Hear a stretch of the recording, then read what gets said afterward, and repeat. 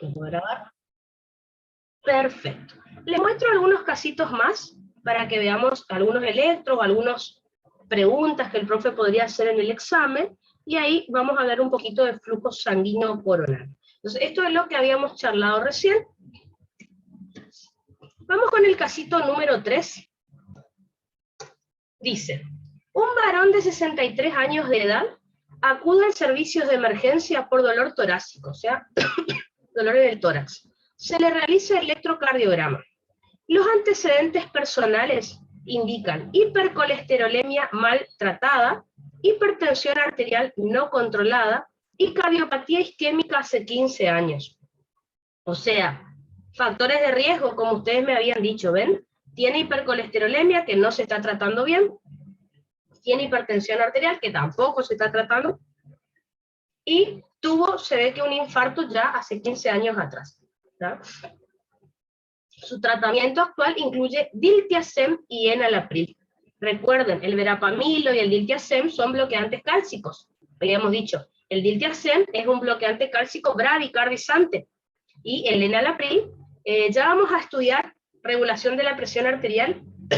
El enalapril inhibe el sistema renina-angiotensina-aldosterona, que ya vamos a estudiar, que es característico que sube la presión arterial. Así que el enalapril sirve para, al inhibir este sistema renina, angiotensina, aldosterona, me baja la presión arterial. Así que el tratamiento de este paciente es para bajar su presión, pero dice que no está bien controlado, o sea que se ve que no está cumpliendo bien. El paciente indica que después de comer en el día de hoy, comienza con dolor retroesternal opresivo, irradiado a la zona interescapular, o sea, un poquito hacia la espalda y hacia el brazo izquierdo, acompañado de mareos y sudoración con piel fría. Por su cuenta tomó aspirina, y a su llegada al hospital aún persiste el dolor torácico, pero sin disnea. O sea, no tiene falta de aire. Así que estoy sospechando que podría ser un infarto, según lo que me está contando. A la exploración física, el paciente presenta una presión arterial de 121/90, o sea, 120/80, lo normal, tiene apenitas un poco alta, pero bueno, tampoco tanto. Frecuencia cardíaca de 70 latidos por minuto, o sea, tiene una frecuencia cardíaca relativamente normal. Saturación de oxígeno del 96%. Recuerden que entre 97, 98% es la saturación, tiene un poquito, apenitas baja. No mostró ingurgitación yugular ni edemas en miembros, o sea, no tiene insuficiencia cardíaca todavía. Se obtuvo una radiografía de tórax sin alteraciones valorables, o sea, no tiene nada raro en la radiografía. La analítica de sangre mostró una creatinina de 1,66 miligramos por decilitro. Creo que el otro día les dije, pero le vuelvo a repetir, la creatinina es de 0,8 a 1,2, así que está un poquito alta. Ya vamos a estudiar en renal la semana que viene, que evalúa la función renal, así que está un poquito alto. Significa que no se está filtrando bien por los riñones. Glucosa, 143 miligramos por decilitro. También entonces un poquito alta. Urea, 39 miligramos por decilitro. Recuerden que lo normal es de 10 a 50, así que está bien.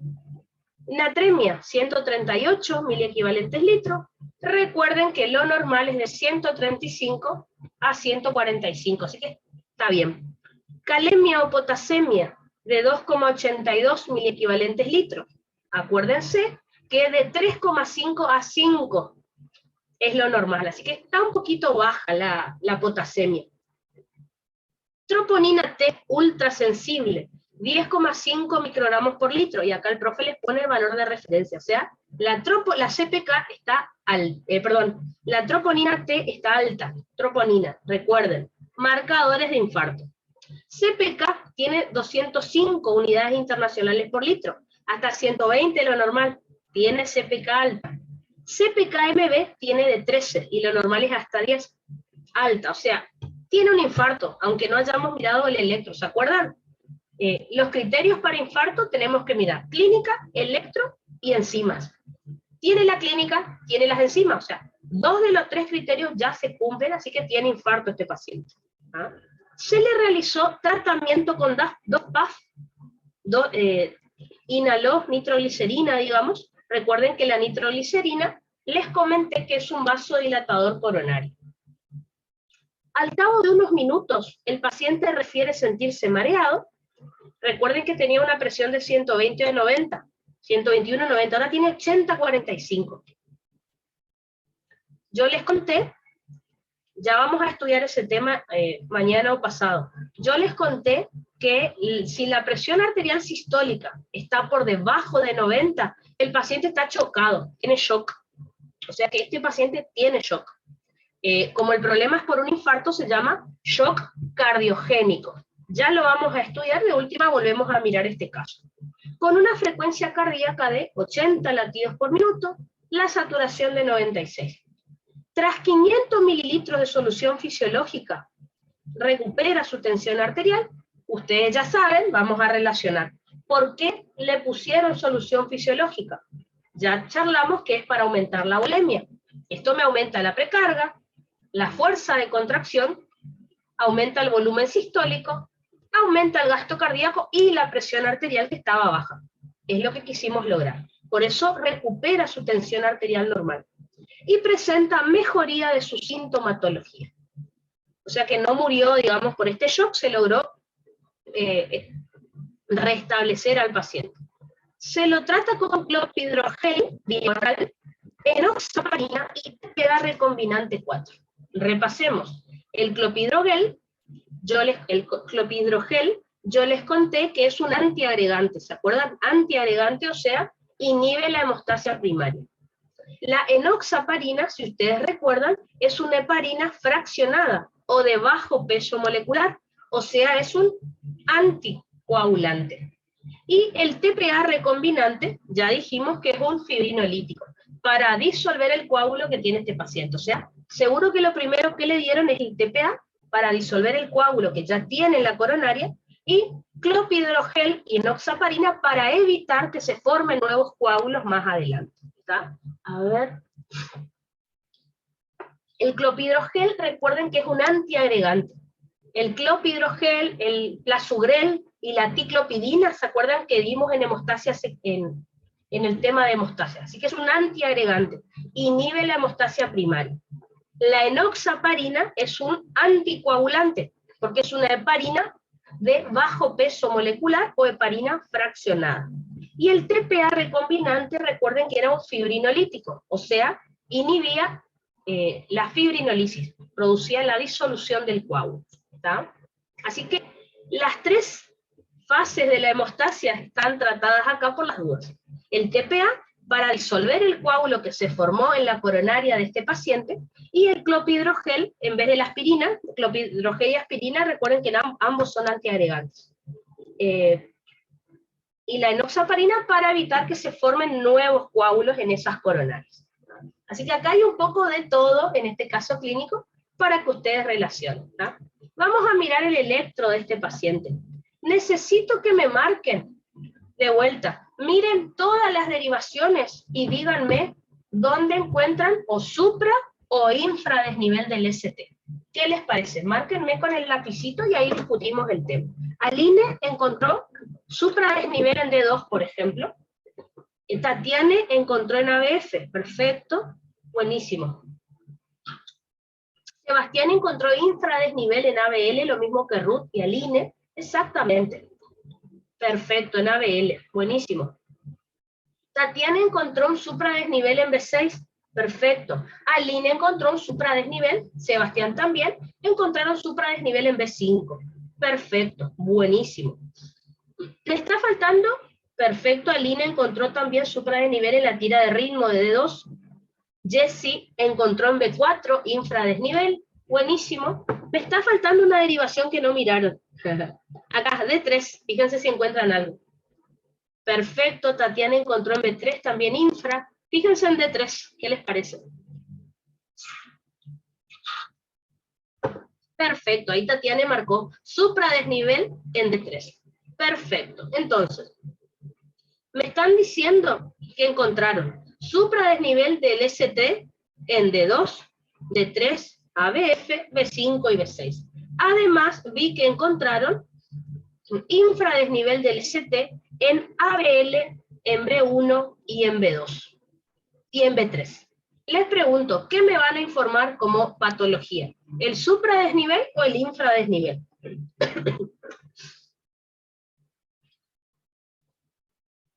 Perfecto, entonces el supradesnivel es lo que tenemos. Exactamente, voy a borrar entonces lo que ustedes informaron y vamos a marcar lo que realmente, perfecto. Marcamos que hay supra e infra, como ya sabemos, el supra se informa. Así que encontraron ustedes supradesnivel del segmento CT en D2, D3, ABF, B5 y B6. Les pregunto, fíjense, en B4 se considera supradesnivel. Fíjense que el segmento 7 está un cuadradito por encima de la línea isoeléctrica. ¿Me van a decir que hay supra en B4 también? No, ¿no es cierto? Perfecto, todos coinciden en eso, porque por definición tiene que estar más de un cuadradito por encima de la línea isoeléctrica para ser supra.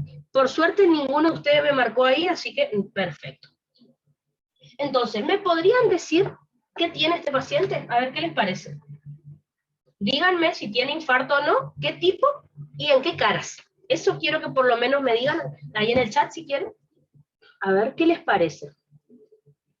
Aline me dice infarto Q, perfecto, buenísimo. Recuerden, infarto Q, o transmural o subepicárdico. Perfecto, ¿qué cara?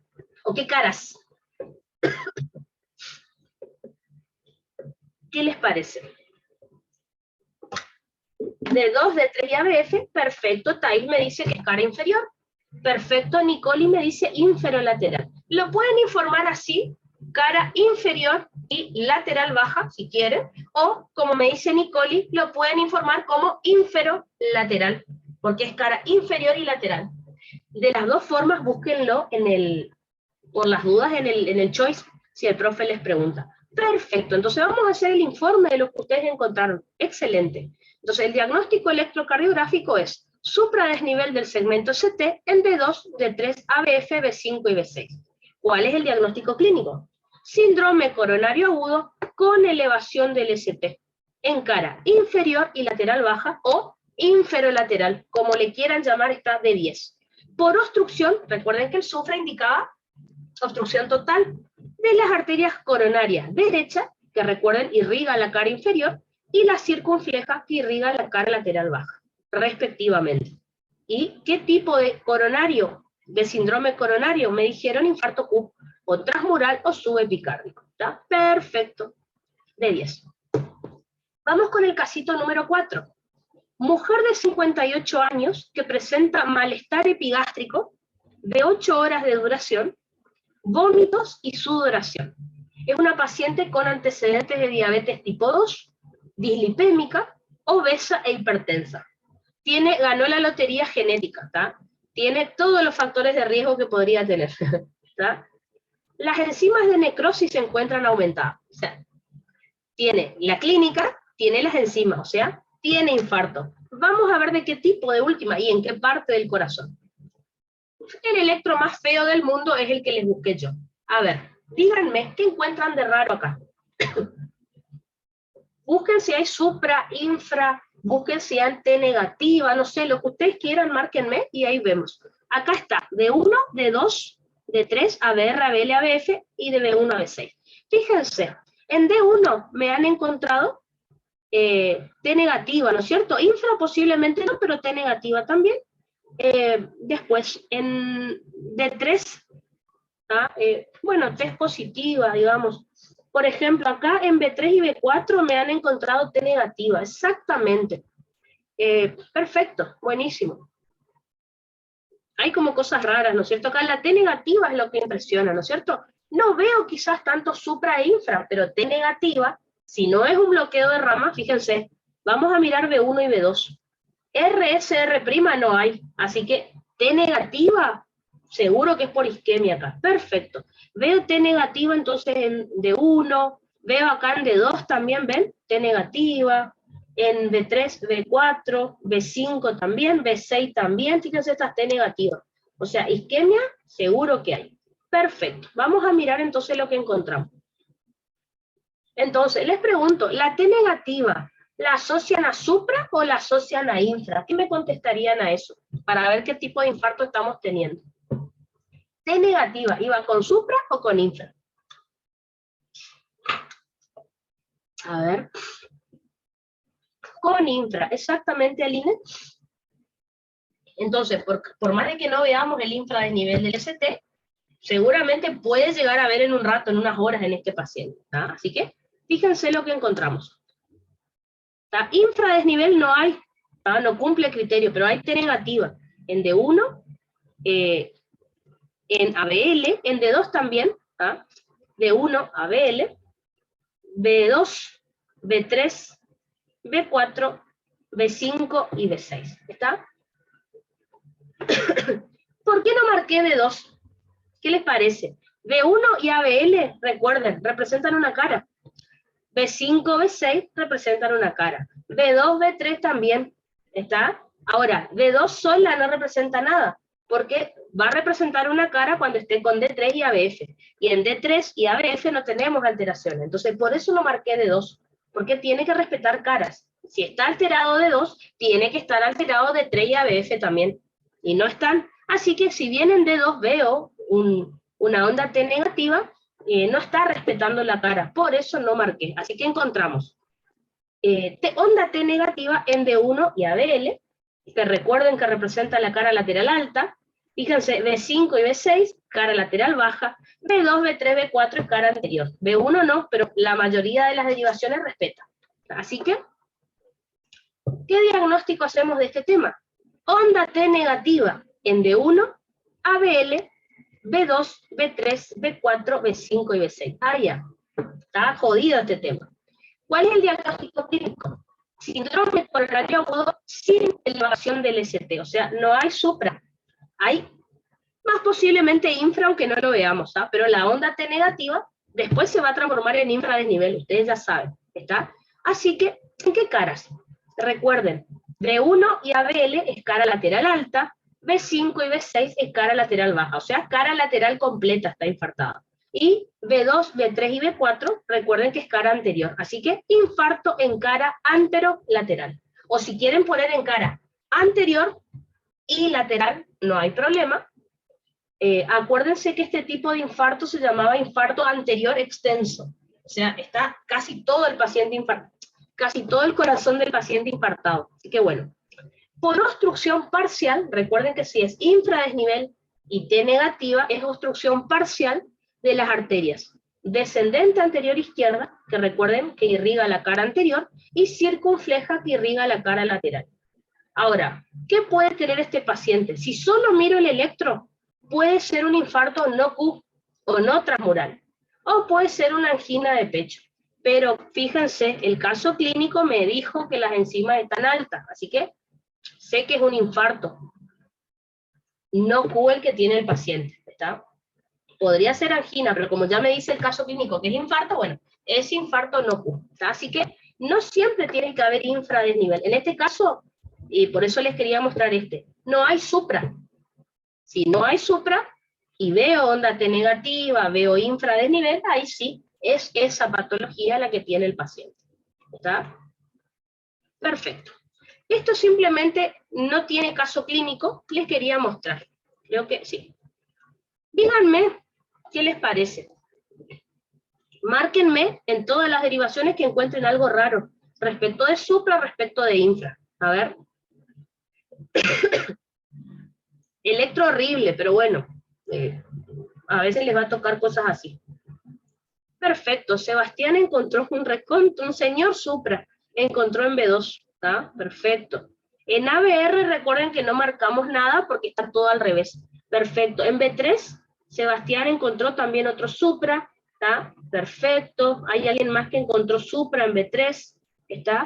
En D3 me encontraron onda T negativa por lo que estamos viendo. Perfecto. Está buenísimo. Entonces, estamos viendo supradesnivel prácticamente en estos electros. En B1, si marcamos acá el punto J, acá comienza el segmento Ven, así que está bastante supra. Puede ser B1, B2, B3, B4. B1, B2, B3 y B4 medio casi seguro, ¿no es cierto? Fíjense, D3 tiene onda T negativa. ¿Cuál es el problema? Que D2 no y ABF tampoco. Así que como no cumple el criterio de la cara, que tiene que respetar la cara, digamos que como que ahí, ¿tá? No estamos seguros. ¿Tá? Perfecto, buenísimo. Vemos que hay supra, así que es lo más importante que encontramos acá. Así que en este casito encontramos supra desnivel, que es lo que me mostraron ustedes, en B1, en B2. Señores supra, recontra supra. En B3 y en B4. ¿Está? Recuerden, B1, B2, B3 y B4 es cara anterior. Supra, recuerden que me dice que es un infarto Q seguramente, ¿no es cierto? Así que, diagnóstico electrocardiográfico, supradesnivel del segmento CT en B1, B2, B3 y B4. Vuelvo a repetir. Encontraron T negativa en D3. Recuerden, T negativa me estaría indicando más un infra, que si hay supra no se informa. Si hubiera esa T negativa, de todas maneras no lo voy a informar. ¿Por qué? Porque no respeta la cara. ¿Qué significa? Solo D3 está alterado. D2 y ABF, que forman parte de la misma cara, no. Así que posiblemente eso no sea nada. Así que supradesnivel del ST en B1, B2, B3 y B4. ¿Cuál es el diagnóstico que hacemos? Síndrome coronario agudo con elevación del ST en cara anterior. ¿Ah? En toda la cara anterior. Por obstrucción total de la arteria DAI, o sea, la descendente anterior izquierda o interventricular anterior. ¿Qué tipo de síndrome coronario tiene este paciente? Infarto de tipo Q, o transmural o subepicardio. ¿Tá? Fíjense, mirando un electro un poquito por arriba podemos llegar al diagnóstico que ven acá. ¿Tá? Buenísimo. Espero que les haya gustado los casitos, y la verdad que cuando uno realmente aprende infarto es como re fácil encontrar en los pacientes infarto. Infarto y bloqueo de rama van a encontrar a cada rato en los pacientes. ¿Tá? Aline le pasó el gato por el teclado porque no sé qué escribió. Aline, saca el gato del teclado.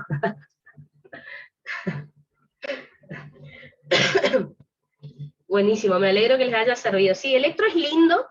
Yo sé que cuando no es fácil Electro, eso vamos a reconocerlo, pero es lindo. A mí me encanta el electrocardiograma, porque una vez que uno entiende, es como, no sé, es como aprender otro idioma. Yo hablo en español, bueno, aprender a hablar en el idioma de electrocardiograma es eso. Es como aprender a hablar inglés. Al principio no entendemos inglés, cuando aprendemos el idioma es re fácil. Bueno, lo mismo con Electro. Y bueno, con los años tienen que seguir leyendo Electro, porque hay cosas mucho más interesantes que las que yo les enseñé. Son re lindas. ¿Está? Perfecto, entonces. ¿Puedo hacer una pregunta antes de cerrar? Sí, sí, sí, sí. Sería sobre el QT corregido. ¿Ah? ¿Qué es diferente los valores entre hombre y mujer? No sé si me cortó cuando habló, no sé. Sí. Entonces, el QT corregido, recuerden que era el valor normal menor a 0,45 segundos en el hombre, menor a 0,47 segundos en la mujer. O sea, la mujer, por lo que dicen los valores, tiene el QT más largo que el hombre. ¿Por qué? Porque tiene menor frecuencia cardíaca.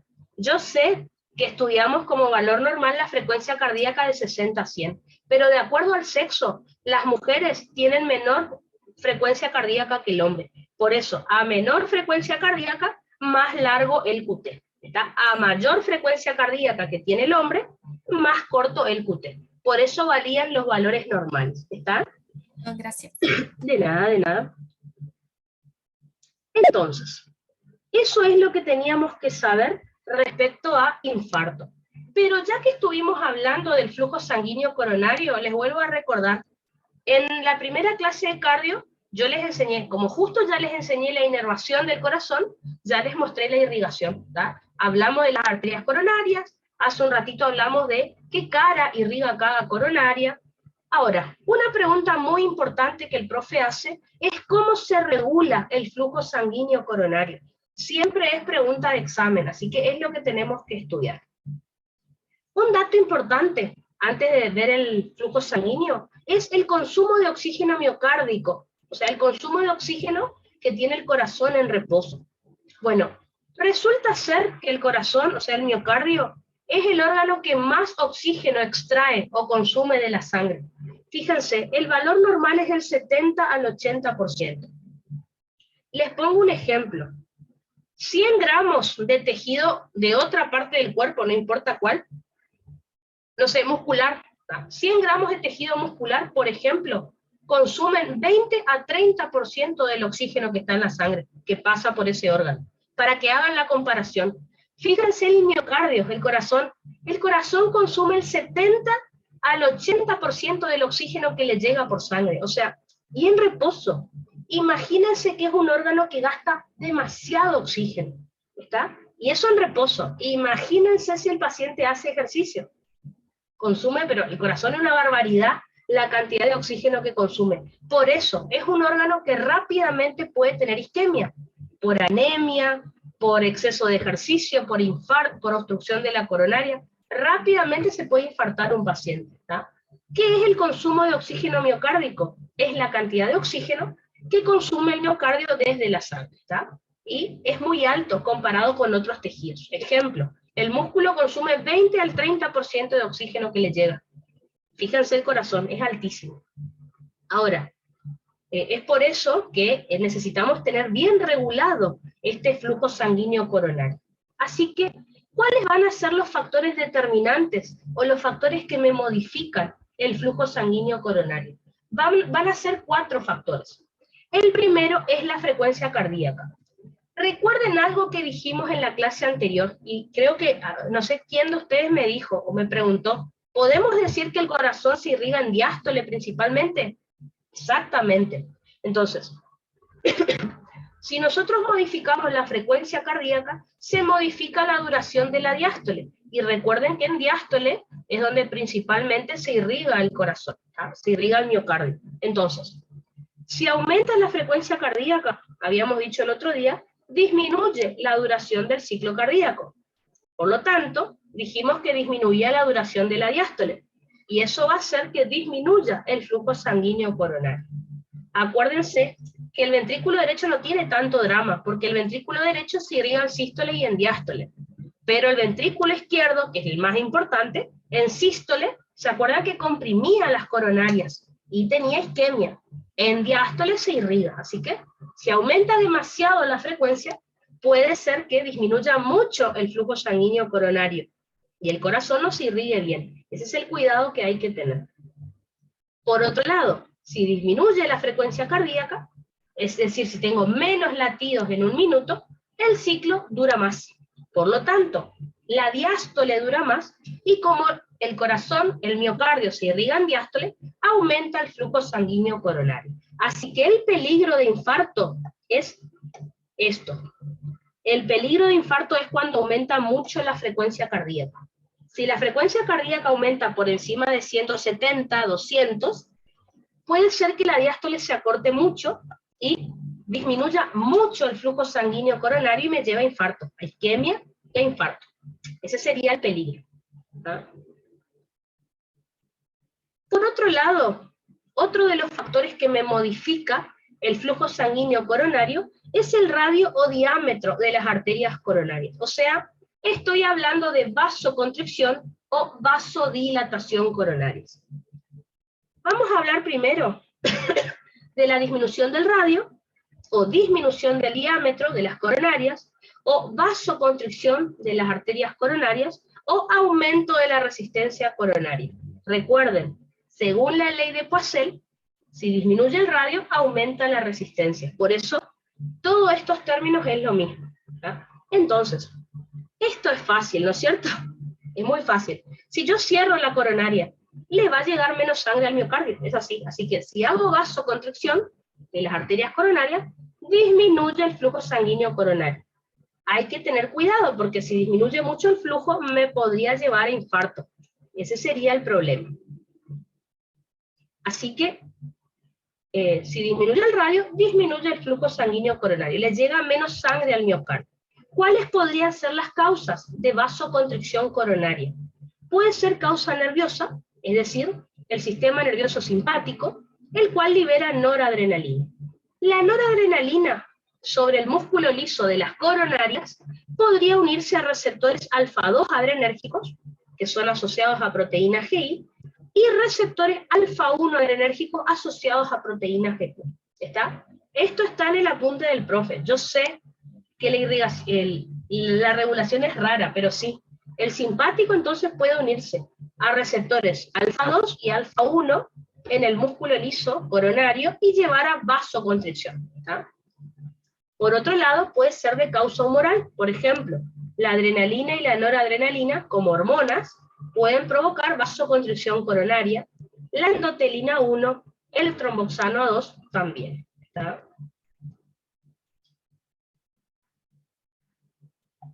Vamos al otro extremo. Cuando tenemos vasodilatación coronaria, es decir, aumento del radio o aumento del diámetro de las arterias coronarias o disminución de la resistencia coronaria. Es decir, acuérdense, si aumenta el radio, según la ley de Poiseuille, disminuye la resistencia en ese vasito sanguíneo. Así que, y es fácil, si yo hago vasodilatación, le llega más sangre al miocardio. Es bastante fácil, o sea, aumenta el flujo sanguíneo coronario. ¿Cuáles podrían ser causas de vasodilatación coronaria?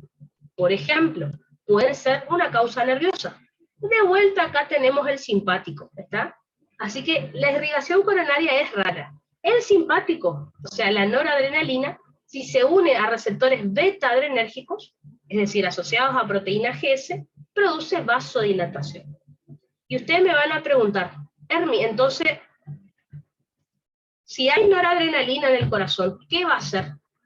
Piensen ustedes, razonen. Si hago ejercicio, ¿necesito que se cierren las coronarias o necesito que se abran las coronarias? Estoy haciendo ejercicio. Si estoy haciendo ejercicio, se libera mucha noradrenalina. Claro, me dice Thais que se abra, ¿no es cierto? Vasodilatación. Entonces, cuanto más cantidad de noradrenalina hay en el cuerpo, esta noradrenalina tiene más afinidad por receptores beta. Por eso hay vasodilatación. Al revés, si hay poca noradrenalina circulando por ahí, produce vasoconstricción, porque tiene muy poca afinidad, digamos, por los otros receptores. ¿Ah? Así que básicamente esa es la diferencia. Así que en ejercicio, obviamente la noradrenalina me va a actuar sobre receptores beta adrenérgicos para hacer vasodilatación coronaria y que le llegue más sangre al corazón, porque está haciendo ejercicio, está trabajando más. Y el parasimpático también puede provocar vasodilatación al liberar acetilcolina, la cual actúa sobre receptores muscarínicos asociados a proteínas GS. Causas humorales de vasodilatación tenemos al óxido nítrico, ustedes ya saben que es un vasodilatador por excelencia, y la adenosina. Acá está lo interesante. El óxido nítrico y la adenosina se libera el propio endotelio de la coronaria en una situación de hipoxia. Entonces, cuando al miocardio le está faltando oxígeno, el propio endotelio de las arterias coronarias libera óxido nítrico y adenosina. Y eso provoca vasodilatación. ¿Ah? Interesante. Si quieren, pueden poner acá un fármaco que yo les nombré. ¿Se acuerdan? La nitroglicerina. ¿Ah?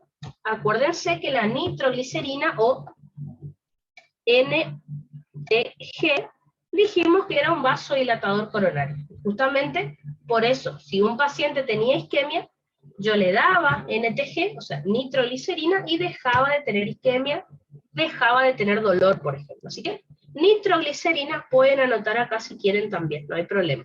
¿Ah? Eso sería entonces en cuanto al segundo factor, que era alteración del radio coronario, o sea, vasoconstricción o vasodilatación coronaria. Serían los dos factores más importantes. Otro de los factores que me va a regular el flujo sanguíneo coronario es la circulación colateral, que si ustedes recuerdan es algo que ya les comenté más o menos en la primera clase de cardio. Entonces, ¿qué es la circulación colateral? Es cuando algunas ramas de la arteria coronaria derecha se anastomosan o se comunican con ramas de la arteria coronaria izquierda, ¿tá? Se comunican de alguna manera. ¿Cuáles son las dos circulaciones colaterales que yo les enseñé en la primera clase de cardio? Les comenté que la arteria del cono, que es rama de la coronaria derecha, se hacía circulación colateral con la coronaria izquierda. Por otro lado, las arterias septales, ramas de la coronaria derecha, tenían circulación colateral con las septales ascendentes, ramas de la coronaria izquierda. ¿Está? O sea, algo que tienen que recordar es que no todos los pacientes van a tener circulación colateral. La circulación colateral se vio que aparece en pacientes ancianos de más de 85 años, o sea, es rara, y que presentan isquemia crónica. ¿Qué significa esto? Imagínense un anciano que está teniendo una placa de ateroma y que lentamente le va obstruyendo la coronaria. Ese paciente, ¿qué va a pasar? Como se le está obstruyendo una coronaria, lentamente, durante meses y meses, empieza a desarrollar circulación colateral. Pero, por ejemplo, si a mí ahora de repente se me tapa una coronaria, mágicamente no va a aparecer una circulación colateral. O sea, tarda meses en a producirse esa comunicación. Por eso les digo, aparecen pacientes mayores de 85 años que presentan isquemia crónica, o sea, porque esta circulación colateral tarda 3 a 6 meses en producirse, en canalizarse esas arterias, en comunicarse. Ejemplo de esto, se ha visto pacientes que tenían una obstrucción total, por ejemplo, de la coronaria derecha y no tenían infarto. Entonces los investigadores no entendían por qué. Si tiene todo tapada la coronaria derecha, ¿por qué no tiene infarto de cara inferior? Justamente porque la coronaria derecha recibía irrigación por parte de esas colaterales, que venían de la coronaria izquierda. Así que fíjense qué interesante. Y por último, tenemos el cuarto factor, que es la presión de perfusión.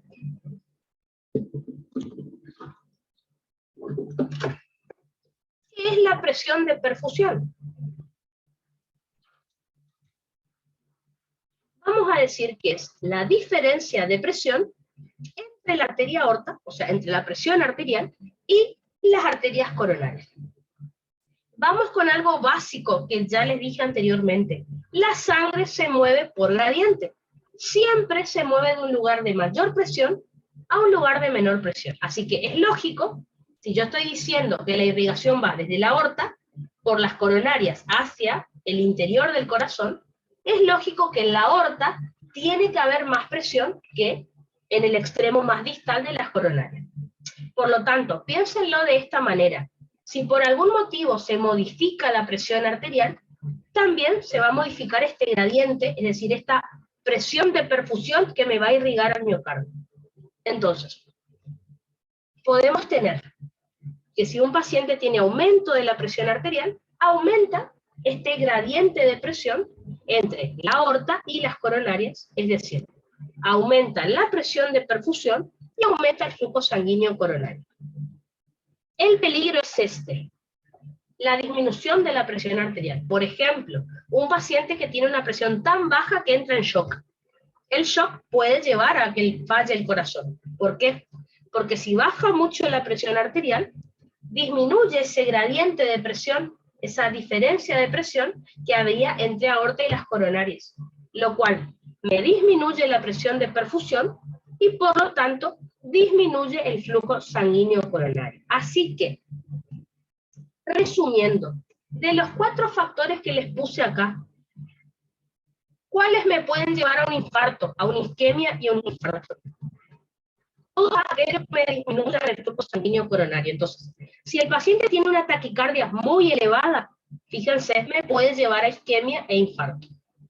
Si el paciente tiene vasoconstricción coronaria muy potente, fíjense, me disminuye el flujo sanguíneo coronario y me puede llevar a infarto. Si el paciente tiene disminución de la presión arterial, le baja demasiado, me puede llevar a disminución del flujo sanguíneo coronario e infarto. Así que vuelvo a repetir. De los 4 factores que vimos acá, 3 me pueden llevar a isquemia e infarto. Aumento de la frecuencia cardíaca, muy alta, vasoconstricción coronaria y disminución de la presión arterial. O sea, aumento de frecuencia cardíaca, disminución del radio o vasoconstricción y disminución de la presión arterial. ¿Tá? Todo lo que me disminuya el flujo sanguíneo coronario en exceso me puede llevar a infarto. Y es lo que hay que tener en cuenta. ¿Tá? Perfecto, entonces. Así que, lo que estudiamos en la primera clase de cardio, que era la irrigación, todos los nombres, las coronarias, más qué cara irriga cada coronaria, que vimos ahora en electro, más regulación del flujo sanguíneo coronario, tienen el tema completo para un oral, ¿tá? O sea, completito. Yo no me acuerdo si era pregunta de oral, perdón, de bolillero, creo que no, pero de oral sí. Si pregunta sin bolillero, es una pregunta de examen obligada. Perfecto, entonces. Entonces, con esto terminamos todo lo que tienen que saber de electrocardiograma para el examen, ¿tá? Como siempre, el consejo que les doy es practiquen, ¿tá? No hay mucho tiempo tampoco para practicar, pero bueno, la verdad que últimamente en los parcialitos estuvo tomando electros como para sacar frecuencia cardíaca y eso. Últimamente en las eras, en los recuperatorios en el final, si tomaba electro era sin el electrocardiograma, hacía preguntas de electro como cara, irrigación, infarto, cosas así como más para contestar un choice, ¿tá? No les ha pedido electro, pero bueno, ¿tá? De ahí pregunta cuándo subo el bolillero. Ya estoy, creo que me faltan 2 o 3 clases de segunda era para subirles a la plataforma, al Drive, y ahí ya empiezo a subir tercerera, así ya tienen para ir mirando, ¿no? Así que ya, seguramente hoy o mañana ya subo lo que me falta de segunda era y ya subo un bolillero para que vayan repasando, ¿está? Así que a más tardar el fin de, seguro, más que eso no voy a tardar. Entonces, ahora, el tema es el siguiente. Digamos que ya terminamos de estudiar corazón. Si ustedes se acuerdan, nos falta estudiar arterias, venas y capilares y la sangre. Nos falta estudiar cómo circula la sangre. Porque como ustedes ya saben, ya vimos sangre como tema de glóbulo rojo, blanco y plaquetas, ¿está? Ahora vamos a hablar de cómo circula la sangre. O sea, vamos a hablar de flujo sanguíneo. Y es la parte que nos falta acá en cardio, ¿está? De nada, de nada. Entonces, del tema que tenemos que hablar a partir de ahora es de hemodinámica, ¿está? Ya saben que el profe pregunta mucho este tema, incluso no recuerdo si era Thaís o quién, que el otro día me comentaba acá en el chat que le costaba mucho cuando el profe preguntaba sobre flujo sanguíneo, que era lo que había que contestar. Bueno, justamente en este tema es donde tenemos que hablar de flujo sanguíneo. Así que, primero, les voy a definir qué es la hemodinámica y ahí sí vamos a empezar a estudiar. A ver. Ah, sí, era Thais. Sí, me acuerdo que preguntaste el flujo sanguíneo y yo les conté, bueno, vamos a estudiar por ahora de poscarga, precarga, y después estudiamos flujo sanguíneo, me acuerdo que les dije. Bueno, llegó ese momento. Entonces, vamos a definir qué es la hemodinámica, ¿tá? La hemodinámica, vamos a decir que es el estudio de la relación existente entre el gasto cardíaco, la presión arterial y la resistencia periférica total, o sea, la RPT, en el aparato cardiovascular. Entonces, fíjense que lo que dice acá, o sea, la definición de hemodinámica es una fórmula. La fórmula que me explica la relación entre estos tres parámetros dentro del aparato cardiovascular se llama ley de Darcy o también llamada variación de la ley de Ohm. Yo les muestro ahora cuál es la ley de Darcy para que vean la definición nada más. Pero en un rato les tengo que mostrar primero la ley de Ohm, porque no es esta. Esta es la variación de la ley de Ohm. La ley de Ohm es una cosa. Darcy lo que hizo fue cambiar la ley de Ohm y la adaptó a aparato cardiovascular. Pero ya les cuento eso enseguida. Así que la ley de Darcy o variación de la ley de Ohm me dice que la presión arterial modifica de manera directamente proporcional al gasto cardíaco. En realidad al flujo sanguíneo, pero bueno, ya vamos a hablar de eso. Acá no es gasto en sí, es flujo. Ya les aclaro. Y después la resistencia periférica total es inversamente proporcional al gasto cardíaco. ¿Ah? Dicho de otra manera, vuelvo a repetir, acá no es gasto, es flujo sanguíneo. Pero bueno, ya vamos a hablar del tema. Gasto cardíaco, por ahora, vamos a decir que es igual a presión arterial sobre resistencia periférica total. Ya vamos a estudiar ese tema. Entonces, simplemente para comentarles la definición, ya les muestro cómo llegamos a esa fórmula. Así que, ¿Qué es lo que tenemos que hablar en hemodinámica? ¿Cómo circula la sangre por el aparato cardiovascular? Así que, desde el punto de vista de la hemodinámica, les tengo que decir cuáles son las características de la sangre.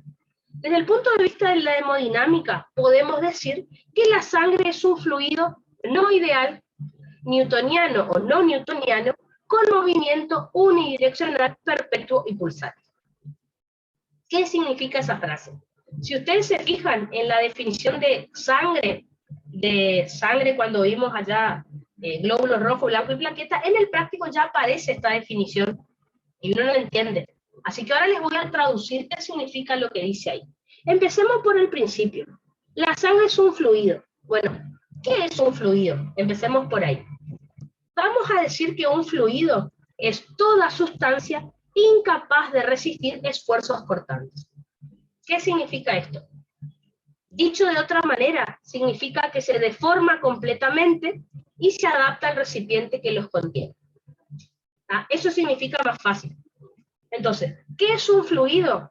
Si yo aplico presión sobre un fluido, el fluido se deforma y se adapta a ese recipiente sobre el cual se está aplicando presión. Por ejemplo, si yo cargo agua en este vaso, ¿qué forma va a tener el agua? La forma del vaso. Si yo cargo agua en este termolar, ¿qué forma va a tener el agua dentro del termolar? La forma del termolar. Entonces, ¿y qué fuerza estoy aplicando sobre el agua? La fuerza de gravedad. Entonces, la fuerza de gravedad hace que el agua se adapte a este recipiente que lo contiene. Por ejemplo, si yo inflo un globo, ¿qué forma tiene el aire dentro del globo? La forma del globo. Entonces, un fluido es aquel que si yo le aplico una presión, por ejemplo, fuerza de gravedad o la que sea, se adapta al recipiente que lo contiene. ¿Por qué? Porque se deforma completamente. Ahora, por ejemplo, esto es un sólido, ¿está? A un sólido yo lo puedo deformar, si yo quiero puedo agarrar y romper este fibrón, lo puedo deformar, pero nunca voy a lograr que se deforme completamente y que se adapte a un recipiente. Entonces, fluidos van a ser solamente los sólidos, los líquidos y los gases. Los sólidos no pueden ser fluidos, ¿tá? Es por eso que ahora en cardio hablamos de flujo sanguíneo, ¿tá? Porque ya vamos a ver que los fluidos justamente fluyen, tienen flujo, ¿tá? Cuando estemos en respi, por eso tenemos que hablar de flujo aéreo, porque el aire es un fluido, ¿tá? La sangre, por ejemplo, tiene la forma de los vasos sanguíneos por los cuales circula, tiene la forma de las cámaras cardíacas en la que está. El aire se adapta a la forma que tiene la vía aérea, tráquea, bronquios, ¿tá? Así que eso es un fluido. Después, ya sabemos lo que es un fluido. Acá dice que la sangre es un fluido no ideal. Para entender qué es un fluido no ideal, primero tienen que entender qué es un fluido ideal, ¿tá? Empecemos por ahí. Así que los fluidos, es decir, los líquidos y los gases, pueden ser de dos tipos. Pueden ser fluidos ideales o condicionados o de laboratorio, o también pueden ser llamados no ideales. La sangre es no ideal, pero bueno, veamos primero qué es ideal. Ideal o condicionado de laboratorio significa que no existe en la naturaleza. Solo se puede crear bajo ciertas condiciones de laboratorio. Por eso se llama así, ¿no? Ideal o condicionado de laboratorio. No van a encontrar ningún ejemplo en la naturaleza, solo dentro de un laboratorio bajo ciertas condiciones. ¿Qué significa que un fluido es ideal? Que no presenta viscosidad. Acuérdense que viscosidad era la resistencia al desplazamiento, o sea, yo les había contado que cuando un líquido o un gas tenía viscosidad significaba que tenía roce o fricción o cizallamiento contra la pared del recipiente. Bueno, acá les estoy diciendo que un fluido ideal no tiene viscosidad. ¿Qué significa? No tiene ninguna resistencia al desplazamiento, no hay fricción, no hay roce contra la pared del recipiente. ¿Qué significa esto? Miren acá el dibujito. Tenemos el recipiente. Fíjense, imagínense que acá está el fluido, ¿no es cierto?, representado por esta flecha. Fíjense, Al no haber fricción o roce contra el recipiente, este fluido no se frena. Les pongo un ejemplo. No sé si alguna vez les pasó ir caminando o andando en bicicleta y que de repente empieza a soplar viento muy fuerte y se frenaban. ¿Qué pasa? El viento ejerce fricción o roce contra ustedes y los va frenando. Bueno, acá les estoy diciendo que no hay ningún tipo de roce ni de fricción. Por lo tanto, todas las láminas de ese fluido pueden circular a la misma velocidad. Ninguna de las láminas de este fluido se va a frenar porque no hay fricción, no hay viscosidad. ¿Está? Así que, si yo trazo una línea que me represente a cómo circula este fluido, fíjense, ¿está? La línea es totalmente recta. ¿Por qué? Porque todas las láminas de líquido o de gas ideal circulan a la misma velocidad. Ninguna se frena. ¿Está? ¿Cómo se llama este tipo de movimiento que tienen los fluidos ideales? Se llama movimiento de Bernoulli. Les puse acá, se escribe, es Bernoulli, se pronuncia Bernoulli, ¿está? Por las dudas. Ahora, como yo les dije, esto solo se logra en un laboratorio.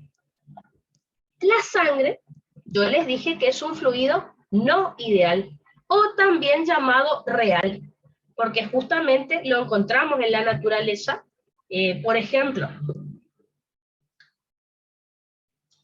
yo estoy por cebarme un tereré. El líquido saliendo de mi termolar es un fluido no ideal o real. ¿Está? El agua saliendo de una manguera, la orina pasando por el uréter, la sangre pasando por el vaso sanguíneo, todo las cataratas del Iguazú, el agua cayendo de las cataratas, todos son fluidos no ideales o reales, porque existen en la naturaleza. Bueno, ¿qué significa que un fluido es no ideal o real? Significa que sí presenta viscosidad, es decir, va a haber roce o fricción o cizallamiento de ese fluido, de ese gas o de ese líquido, contra la pared del recipiente. Entonces, miren este dibujo. Fíjense, las láminas, voy a cambiar de color. Fíjense, las láminas de fluido que estén en contacto con la pared son las que van a tener más roce o fricción. Por lo tanto, son las que más se van a frenar. ¿Ven acá? Ahora, cuanto más me desplazo hacia el centro del recipiente, menos fricción va a haber y por lo tanto esas láminas van a ir más rápido. Fíjense estas láminas que están más hacia el centro. ¿Ven acá? Estas no tienen tanta fricción contra la pared del recipiente, así que circulan un poquito más rápido. Vamos más hacia el centro. Estas láminas que están casi en el centro, fíjense, casi no tienen fricción con la pared del recipiente, van más rápido todavía. Finalmente, tengo esta que está acá en el centro, ¿ven? Esta es la que menos fricción tiene, menos roce contra el recipiente, por lo tanto es la que más rápido va, ¿ven? Entonces, siempre que un fluido sea no ideal o real, va a haber fricción. Las láminas que estén más en contacto con la pared del recipiente más se van a frenar porque más fricción hay. A medida que me desplazo hacia el centro, menos fricción y por lo tanto esa lámina de líquido o de gas va a circular más rápido. ¿Está? Así que por eso puedo decir que las láminas circulan a diferente velocidad. ¿Cómo se les llama a este tipo de movimiento que tienen los fluidos no ideales o reales? Se llama movimiento laminar o movimiento aerodinámico o parabólico o de Poiseuille. Otra vez Poiseuille acá, nos tenemos que pegar un tiro. ¿Ah? Recuerden que se escribe Poiseuille, se pronuncia Poiseuille. Así que, movimiento de Bernoulli, todas las láminas a la misma velocidad, porque no hay viscosidad, están los fluidos ideales, en los del laboratorio. Movimiento no ideal, movimiento laminar o aerodinámico de Poiseuille, lo vamos a encontrar en los fluidos no ideales, o sea, en la naturaleza, como por ejemplo la sangre. ¿Está? Láminas a diferente velocidad porque hay fricción o roce contra la pared del recipiente. ¿Está? Entonces, fíjense, como las láminas van a diferente velocidad, si yo trazo una línea que pase por el borde de esas láminas, fíjense que tienen forma como en punta de lápiz. o forma de parábola. Por eso se llama así. ¿Está? Parábola es este gráfico. Ustedes lo dibujan en Bioquí bastante, ¿está? Por ejemplo, este es el gráfico de cómo se regulan las enzimas. No sé, no sé, algo así. ¿Está? Entonces, forma parabólica. Perfecto, entonces. Fíjense. Ya dijimos por qué la sangre es un fluido. Ya dijimos por qué es no ideal. En el práctico de fisio van a encontrar que es no newtoniano. En realidad hay que aclarar. La sangre puede ser un fluido newtoniano o no newtoniano. ¿De qué va a depender eso? De en qué vaso sanguíneo está circulando. Si está circulando en arterias, tiene un tipo de movimiento. Si está circulando en capilares, por ejemplo, se comporta de otra manera. ¿Ah? Así que puede ser newtoniano o puede ser no newtoniano. Entonces, hablemos específicamente de los líquidos ahora, cualquier líquido. Los líquidos pueden ser de dos tipos, como les dije, newtonianos o no newtonianos. ¿Qué significa que un líquido es newtoniano? Es aquel en el cual la viscosidad no varía al variar la velocidad. O, lo que es lo mismo, la velocidad de deformación es proporcional al esfuerzo cortante aplicado. Suena re difícil lo que dice acá, pero no es tanto. ¿Está? La primera definición que dice acá, que me dice, la viscosidad no varía al variar la velocidad, significa que no importa a qué velocidad circule este líquido, siempre la viscosidad es la misma. Estamos hablando de fisiológicamente. Obvio que la viscosidad puede cambiar dependiendo de los solutos. Recuerden cuando estudiamos nosotros ley de Poiseuille hace un rato atrás, hace unas clases atrás. Si teníamos anemia, disminuía la viscosidad. Si teníamos, por ejemplo, ¿me escuchan? Hola. Como que bajó la luz, parece. Sí, ¿sí? Ah, bueno, menos mal. No, bajó la luz, pero no cortó internet, se ve. Ah, perfecto. Buenísimo. Entonces, no sé si se acuerdan que patológicamente, sí, si cambiaba la cantidad de soluto, sí puede cambiar la viscosidad. Por ejemplo, en anemia dijimos que había menos viscosidad, en poliglobulia había más viscosidad. Pero con el líquido normal estoy hablando. No importa a qué velocidad vaya. Si es newtoniano, siempre va a tener la misma viscosidad o el mismo roce contra la pared del recipiente. Eso es lo que dice la primera definición. La segunda dice, la velocidad de deformación es proporcional al esfuerzo cortante aplicado. ¿Qué significa eso? Que si yo aplico mucha presión sobre este fluido, se deforma mucho. Si yo aplico menos presión, se deforma poco. Ya les voy a mostrar un ejemplo para que me entiendan lo que estoy diciendo y van a ver que les va a quedar rápido. ¿Ah? Vamos a dejar hasta ahí, ya les comento. Ahora, cuando le tengan que dar al profe ejemplos de fluidos newtonianos, quiero que piensen en líquidos bien fluidos, bien líquidos, no tan densos ni duros, digamos. Por ejemplo, el agua, por ejemplo, la gasolina, el jugo que yo estoy tomando con mi tereré, y de paso lo tomo, ¿ah? Fíjense que circulan rápido, digamos. Pensemos en el cuerpo, la orina, la leche, el líquido cefalorraquídeo, y bueno, hablemos de sangre. Estoy hablando de la sangre que circula por vasos sanguíneos que tienen más de 0,5 milímetros de luz. Más de 0,5 milímetros de diámetro. Estoy hablando de las arterias elásticas, las arterias musculares y cualquier vena. O sea, vénulas, venas de pequeño y mediano calibre y venas de gran calibre. Entonces, acá no incluí ni a las arteriolas ni a los capilares. ¿Por qué? Porque cuando la sangre circula por arteriolas y capilares, se convierte en un líquido no newtoniano. Y ya les muestro qué significa.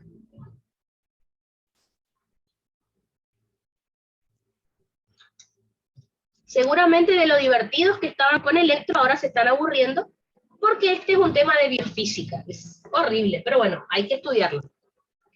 Entonces, como les dije, la sangre, acá les puse, cuando está circulando por arteriolas y capilares sanguíneos, se convierte en no newtoniano.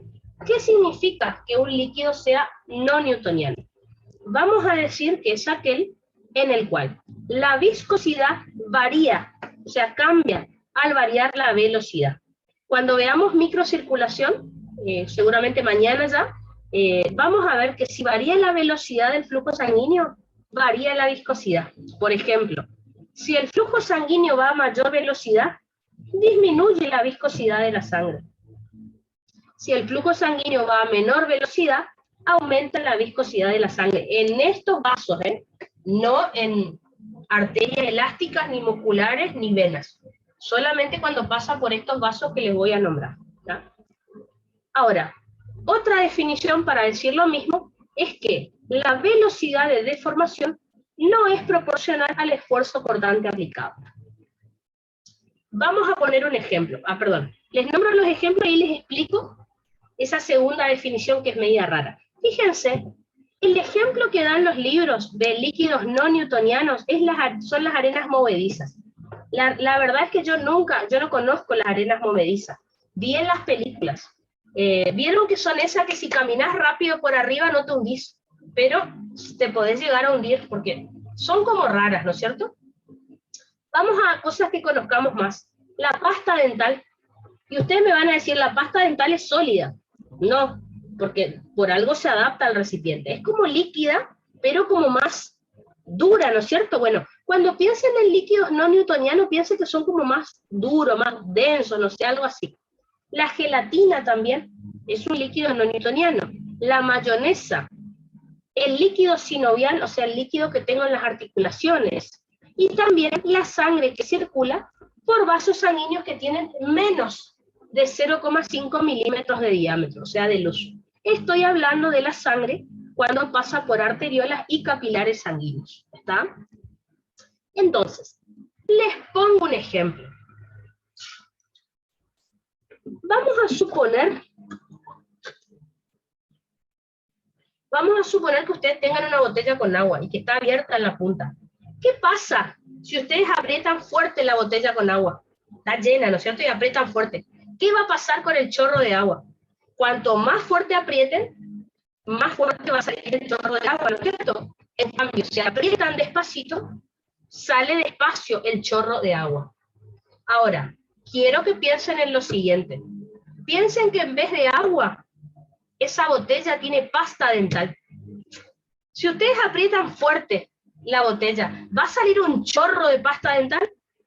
No, va a salir pasta dental, pero sale lentamente. Entonces, en la botella que tiene pasta dental, nosotros apretamos fuerte, ejercimos presión, pero no se movió mucho la pasta dental. En cambio, el agua sí. Entonces, volvemos a la definición. Los líquidos newtonianos, si yo aplico mucha presión, se deforman mucho. Si aplico poca presión, se deforman poco. En cambio, los líquidos no newtonianos, si yo aplico mucha presión, capaz que se deforman, pero no tanto. O sea, no es proporcional la fuerza que yo hago al grado de deformación que tiene. ¿Está? Les doy un ejemplo más fácil todavía. ¿Alguna vez hicieron chipa? En Santo Tomé, supongo, no sé si en Brasil se le llama chipa también, o pan de queso, no sé. Con almidón, me refiero a, no sé si alguna vez hicieron chipa con harina de almidón, o con maicena, algo así. Bueno, no sé si habrán visto que si ustedes le pegan fuerte a la masa que se forma, parece dura, pero si hunden despacito el dedo, parece blandita. No sé si alguna vez trabajaron con ese tipo de masa. Es porque justamente la harina de almidón, ¿sí? Bueno, habrán visto que si yo, por ejemplo, la masa para hacer una torta, si yo le pego fuerte, veo que se deforma. En cambio, la masa que es para hacer chipa, que es con harina de almidón, harina de mandioca también, le pego y parece re dura, pero hundo el dedo y es re blandita. ¿Está? Como justamente porque ese es un ejemplo de fluido no newtoniano. ¿Ah? Es un ejemplo para que ustedes entiendan que es raro, digamos, cuando la sensación al tocarlo y todo. ¿Ah? Hay pan de queso y chipa. Sí, el chipa entonces sería, creo que el pan de queso no es con harina de almidón. O por ahí, en Argentina, por ahí los chicos de Brasil no van a conocer.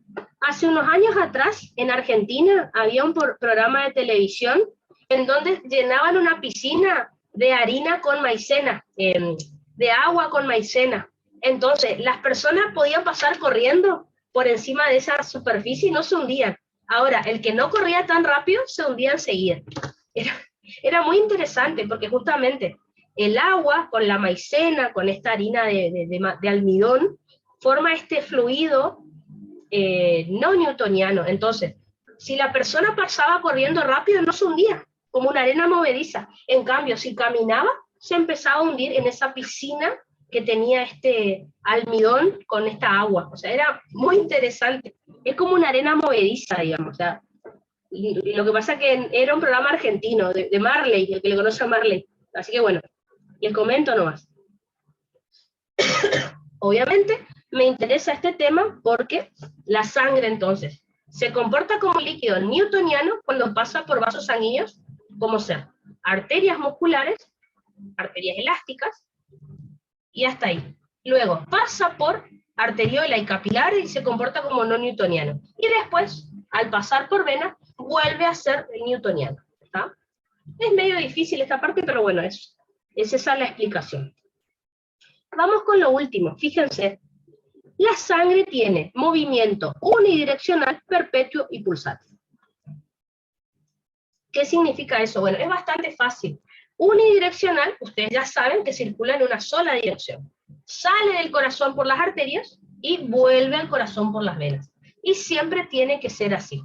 ¿Existen mecanismos para impedir que la sangre circule al revés? Ustedes saben que para eso están las válvulas en el corazón, y también tenemos las válvulas venosas, para evitar que el flujo sanguíneo sea bidireccional.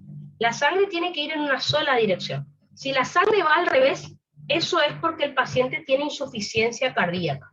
¿Tá? Puede pasar que vaya al revés, pero bueno, está mal, digamos, es patológico. ¿Qué significa movimiento perpetuo? Significa que la sangre se tiene que estar moviendo constantemente. Si la sangre se deja de mover, nos morimos. ¿Tá? Tiene que circular siempre. Y después, movimiento pulsátil es porque presenta variaciones de la velocidad. En un ratito lo vamos a charlar a esto, porque de ahí es donde sale lo que se denomina pulso arterial, por ejemplo. ¿Está? Es decir, hay veces que la sangre va más rápido y a veces que va más lento. A eso nos referimos. Ya lo vamos a discutir en un rato. ¿Tá? Así que con esto ya sabemos desde el punto de vista hemodinámico qué características tiene la sangre. Es un fluido porque se adapta al recipiente que los contiene. Es no ideal porque presenta viscosidad.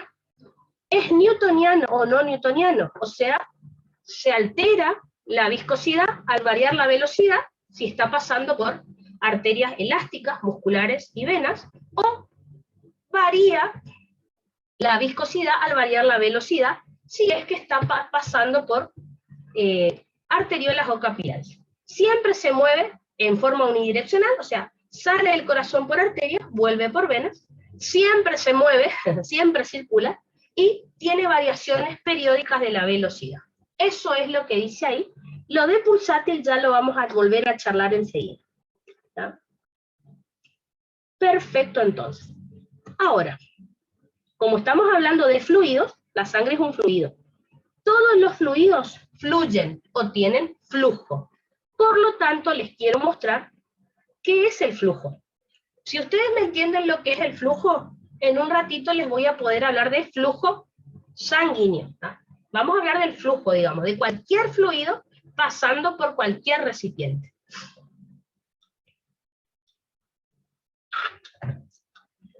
Entonces, ¿qué es el flujo? Fíjense que la palabra flujo se simboliza con la letra Q, ¿tá? Que significa flujo justamente. Una cosa interesante, esta ley que me habla de flujo la vamos a usar para respiratorio también, así que todo lo que les enseñe acá van a ver que el respi es casi lo mismo, pero para aire. Es casi igual, con algunas pequeñas variaciones nada más, cuando hablemos de flujo aéreo, por ejemplo. Está muy interesante.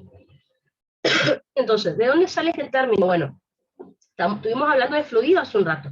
Los líquidos y los gases son fluidos, por lo tanto, al circular se dice que fluyen o que tienen flujo.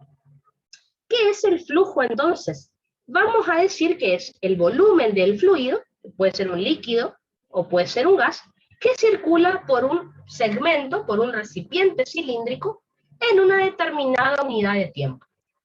Entonces, ¿cómo podemos medir a este fluido, a este flujo? Tenemos que determinar la cantidad de líquido y en cuánto tiempo está circulando por un determinado recipiente cilíndrico. Por ejemplo, si hablamos de unidad de volumen, hablamos de mililitros o litros. Y si hablamos de unidad de tiempo, hablamos de segundos o minutos. Por ejemplo, podemos decir que un fluido circula en tantos mililitros por segundo, o tantos mililitros por minuto, o litros por segundo, o litros por minuto. ¿Ah?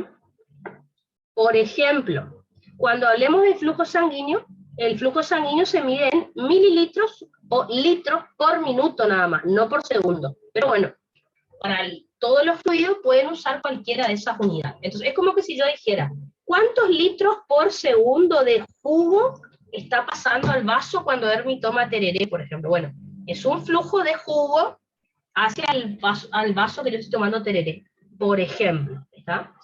Ahora, para saber qué factores me pueden modificar la velocidad de este flujo, estos factores los podemos recordar gracias a la ley de Ohm, que ya saben que el profe siempre pregunta. ¿Tá? Así que, ¿qué me dice la ley de Ohm? La ley de Ohm me dice que el flujo es igual al gradiente de presión dividido la resistencia. Así que, los dos factores que modifican, o factores determinantes del flujo, de cualquier líquido o de cualquier gas, son delta de P, que es el gradiente de presión.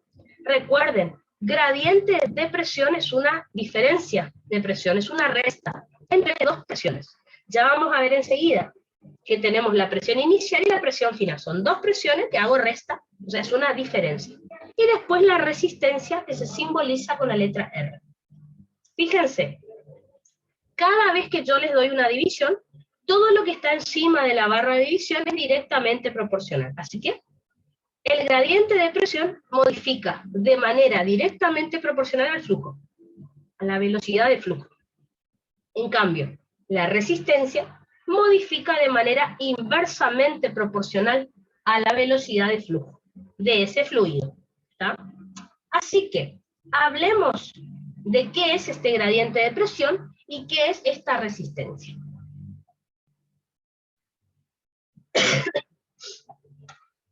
El gradiente de presión, o delta de P, vamos a decir que es propiedad del fluido, es el fluido el que tiene presión.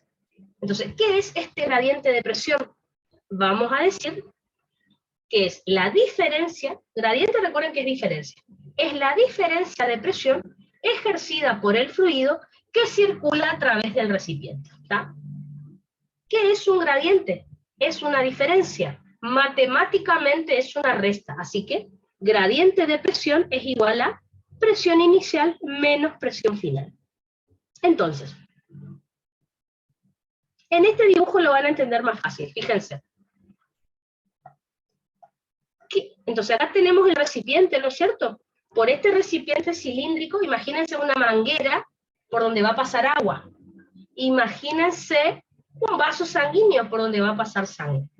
La presión inicial, el profe en el apunte la pone como presión de entrada. Fíjense, es la que se mide a la entrada del recipiente.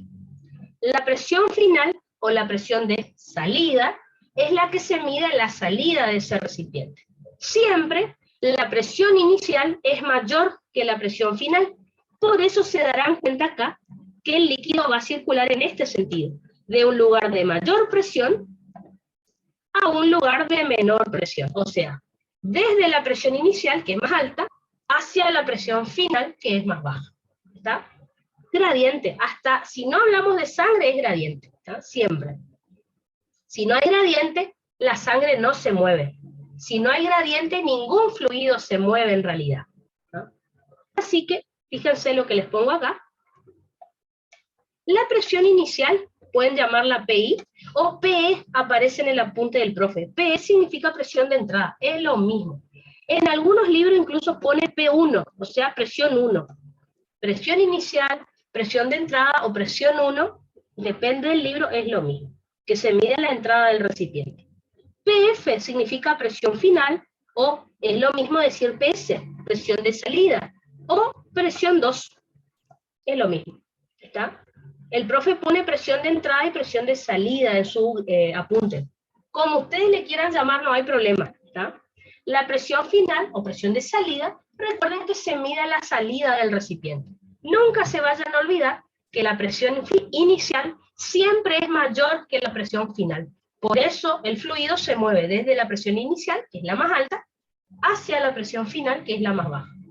Ya lo hemos charlado antes este tema. La sangre siempre se mueve de un lugar de mayor presión a un lugar de menor presión. Siempre es así. Así que digamos que ya sabían este tema, pero les estoy agregando palabras raras nada más. Según la ley de Ohm, yo sé que el gradiente de presión es directamente proporcional al flujo. Es decir, si por algún motivo aumenta el gradiente de presión, me va a aumentar la velocidad de flujo. Si disminuye el gradiente de presión, o sea, esta diferencia entre presiones, disminuye la velocidad del flujo. Les pongo un ejemplo muy básico. Hace un ratito, 10 minutitos atrás, estuvimos hablando de la presión de perfusión. ¿Qué les dije yo? Si aumentaba la presión arterial, o sea, la presión de aorta, aumentaba el gradiente de presión entre la aorta, que tiene más presión, y la coronaria, que tiene menos. ¿Ven que estábamos hablando de gradiente? Si yo les dije, si disminuye la presión en la aorta, disminuye esa diferencia de presión que hay entre la aorta y la coronaria, o sea, y si disminuye el gradiente, disminuye el flujo sanguíneo coronario. Entonces, fíjense cómo estábamos hablando del tema, pero no así tan aburrido. Era más interesante hace un rato. Pero bueno, es lo mismo, digamos, ¿no? Eso es entonces con respecto al gradiente de presión. Recuerden que el segundo factor que me modifica al flujo de cualquier fluido es la resistencia, que se simboliza con la letra R. Recuerden, el gradiente de presión era propiedad del fluido. La resistencia es característica del recipiente. ¿Cómo podemos definir a la resistencia? Vamos a decir que es la oposición al paso del fluido, producida por la pared del recipiente. Como ya estuvimos charlando, si estamos hablando de fluidos de la naturaleza, estamos hablando de fluidos no ideales. ¿Qué quiere decir esto? Que siempre hay viscosidad, siempre hay roce o fricción o cizallamiento del recipiente contra el fluido. Entonces, cuando el fluido va circulando, va a ejercer roce o fricción o cizallamiento contra la pared del recipiente. O sea, el recipiente va frenando al fluido. Eso es lo que estoy diciendo. Por eso resistencia es oposición. El recipiente se opone a que el fluido circule. Entonces, el gradiente permite que haya flujo. El recipiente se opone a que haya flujo. Por eso, en la ley de Ohm, la resistencia es inversamente proporcional al flujo. Entonces, fíjense acá en este dibujito. Está muy bien representado lo que les quiero decir. Tenemos el gradiente, que me permite que haya flujo. Al mismo tiempo, tenemos que toda la pared del recipiente ejerce resistencia para que no fluya ese fluido. Así que vamos a decir que el flujo es inversamente proporcional a la resistencia. Si aumenta mucho la resistencia, disminuye el flujo.